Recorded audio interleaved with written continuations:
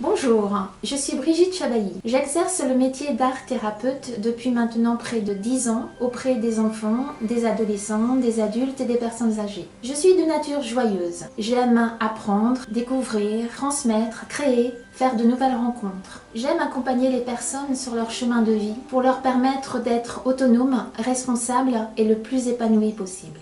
Pour ce faire, l'art est un bon support d'accompagnement car il est accessible à tous. Il n'est pas nécessaire en effet de savoir dessiner, de savoir peindre, modeler, danser, chanter. L'important est d'utiliser l'art de façon spontanée, de façon naturelle comme moyen d'expression. Par conséquent, l'art est également un bon moyen pour les personnes qui ont des problèmes d'élocution ou simplement des personnes qui ne souhaitent pas s'exprimer par la parole.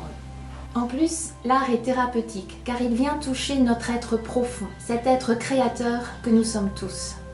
L'art est un moyen simple, efficace et ludique pour entrer en contact avec nos émotions et nos croyances limitantes, avec nos blocages, en quelque sorte avec nos souffrances.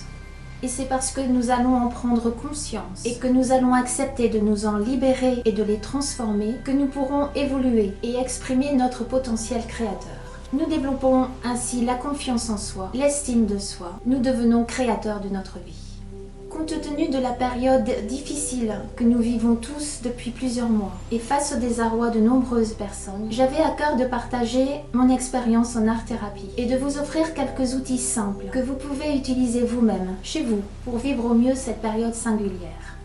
Cette situation peut en effet générer des émotions limitantes, telles que la peur, l'anxiété, la tristesse, la détresse, l'épuisement, la perte de repères, en quelque sorte de la souffrance. C'est tout à fait humain. Pour éviter que ces émotions destructrices atteignent notre morale, il est important de ne pas rester attaché à elles, mais de les exprimer et de s'en libérer pour les transformer en émotions spirituelles.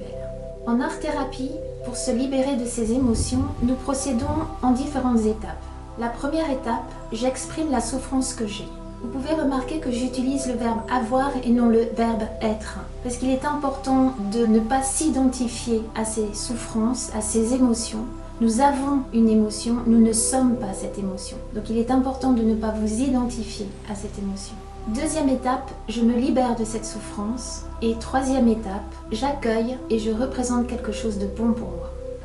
Aujourd'hui, je vous propose de découvrir comment gérer et transformer la tristesse en empathie avec le dessin au pastel sec. Vous aurez besoin de 2 feuilles blanches assez grandes. Vous aurez besoin également d'une boîte de pastel sec d'une 12aine de couleurs minimum. Pourquoi les pastels secs? Car c'est une matière douce, agréable au toucher, que l'on peut facilement travailler avec les doigts sur le papier, ce qui n'est pas le cas pour les feutres, les crayons de couleur ou encore les pastels gras. Première étape, j'exprime la tristesse que j'ai. Avant tout, veillez à être dans un endroit calme, où personne ne pourra vous déranger. Puis, dessinez la tristesse que vous avez. La tristesse est liée à une notion de séparation d'un objet, d'un événement ou d'un être. Elle peut s'exprimer par le chagrin, la mélancolie, la nostalgie ou encore l'isolement. Une fois la tristesse dessinée, vous pouvez maintenant l'observer car elle n'est plus en vous, mais sur la feuille. Et vous pouvez ainsi vous en désidentifier car vous n'êtes pas la tristesse, vous avez de la tristesse. Comment vous sentez-vous ? Prenez le temps de ressentir et éventuellement de mettre des mots sur ce ressenti. Deuxième étape, je me libère de cette tristesse. Comment ? En déchirant votre dessin, puis en le brûlant. Pourquoi brûler ? Brûler est un acte de purification. Le feu nettoie. Pendant que vous déchirez et brûlez, je vous invite à dire cette phrase. Je lâche cette tristesse qui me fait souffrir et je demande qu'elle soit transformée en force de lumière. Une fois le dessin brûlé, un vide se crée. Et ce vide, vous allez le remplir de quelque chose de bon pour vous. Vous connaissez tous le mythe du phénix, qui meurt et qui renaît de ses cendres. Comment vous sentez-vous ?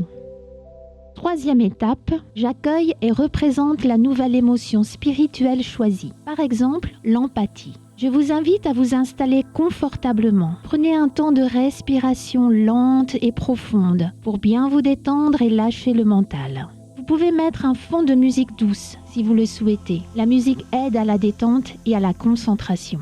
Puis, Prenez une nouvelle feuille, vos pastels secs, et représentez cette nouvelle émotion élévatrice que vous avez choisie. Prenez tout votre temps pour bien entrer dans le processus créatif qui est plus important que le résultat et soyez concentrés sur cette nouvelle émotion élévatrice. Laissez votre imagination créative s'exprimer. Une forme en appelle une autre, une couleur en appelle une autre. Faites-vous plaisir, amusez-vous et faites-vous confiance. Comment vous sentez-vous ? Voici d'autres dessins réalisés au pastel sec.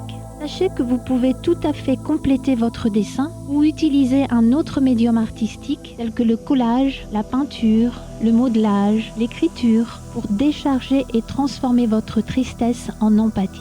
Soyez libre et osez exprimer votre créativité.